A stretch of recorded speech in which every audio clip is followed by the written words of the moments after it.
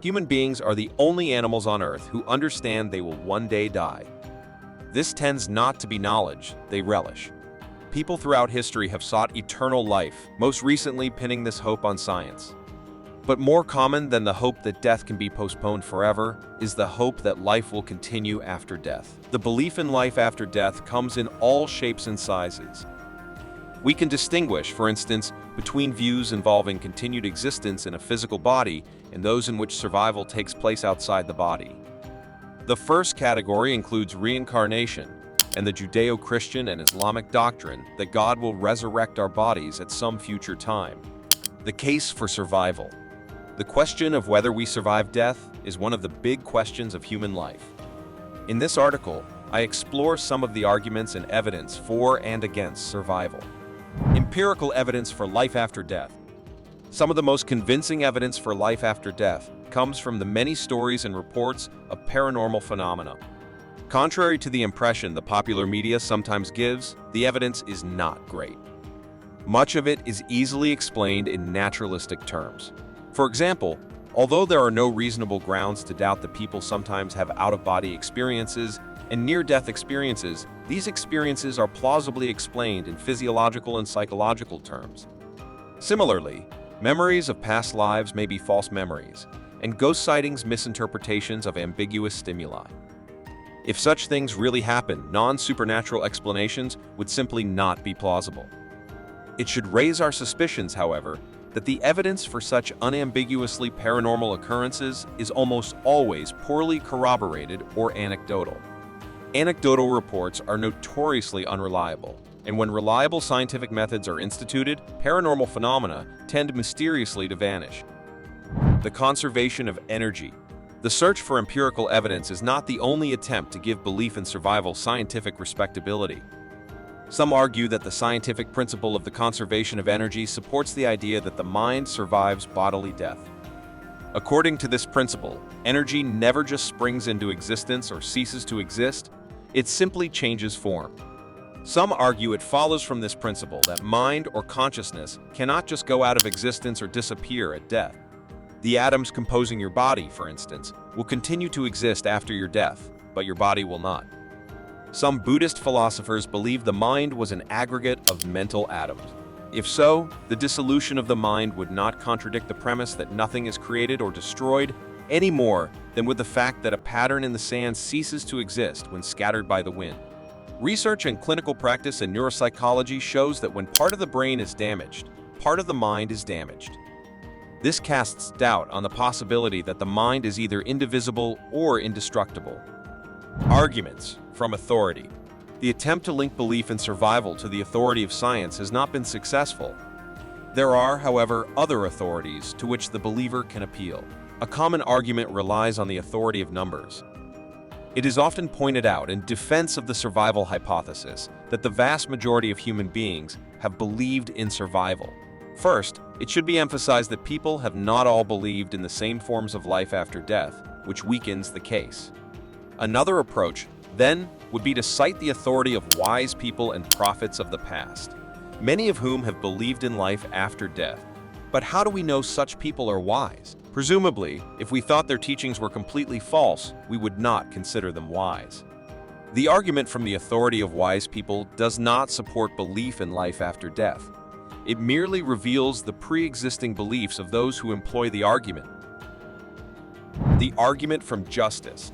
A very different argument for life after death starts from the observation that if life does not continue after death, there could be no justice.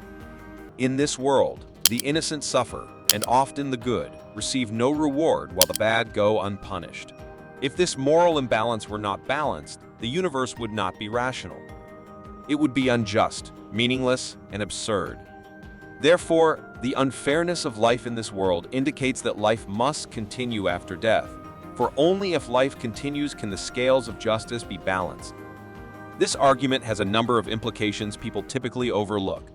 First, it does not specify the form that survival will take. It is an equally good argument for karma and reincarnation as it is for the view that God punishes or rewards us with hell or heaven. The argument in full might then read as follows: if life ends at death, then life would not be fair. Life is fair. Therefore, life does not end at death. The argument is now valid. The theistic argument. Some believe, however, that there is good reason to believe the universe is fair. This belief hinges on the existence of God. According to the theistic argument for life after death, an all-good God would not want an unjust universe, and because God is omnipotent, he would be able to create any universe he wanted. There are many arguments attempting to prove God's existence. The majority of thinkers today, however, regard these as failing to achieve their goal. On the contrary, we can continue to investigate the issue of survival, for in doing so, we can chip away at the theistic argument from another direction. As noted earlier, if we accept the view that arguments for God are also arguments for survival, we must also accept that arguments against survival are also arguments against the existence of God. Wishful thinking. First, let us dispose of an invalid, though common, argument against life after death, the wishful thinking argument. It is sometimes argued that the sole reason people believe in life after death is that they find the idea comforting.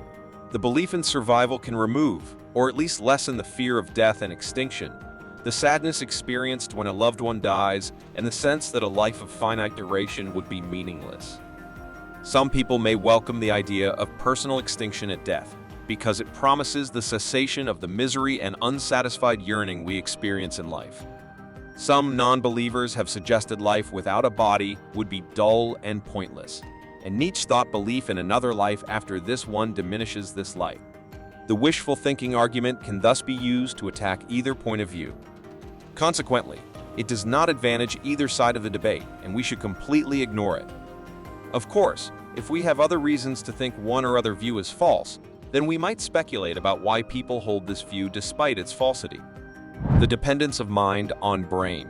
We turn now from a weak argument to perhaps the strongest argument against survival, the claim that mind is dependent on the brain.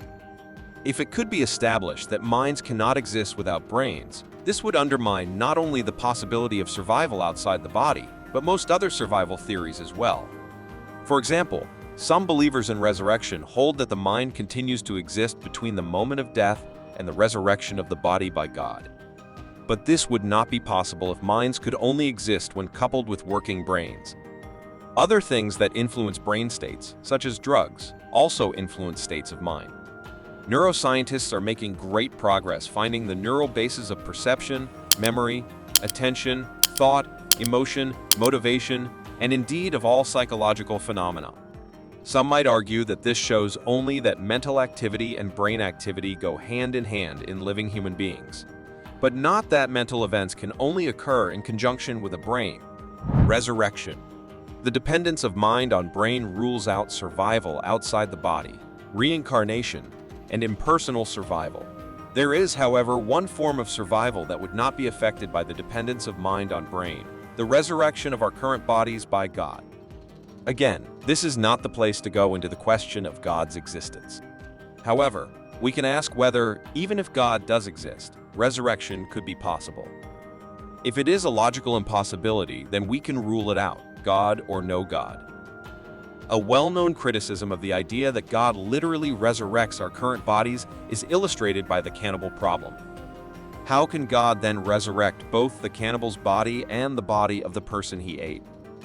The atoms of your body today may have been atoms in the bodies of other people in the past, and may be atoms in other people's bodies in the future.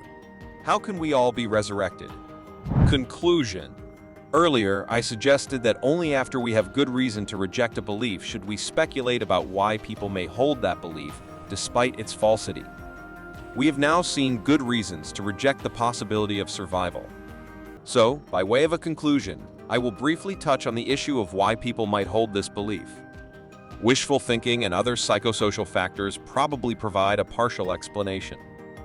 However, we should not overlook more obvious explanations, such as that most people believe in survival simply because they were told when young that we survive, and in day-to-day life, we experience little that contradicts this view.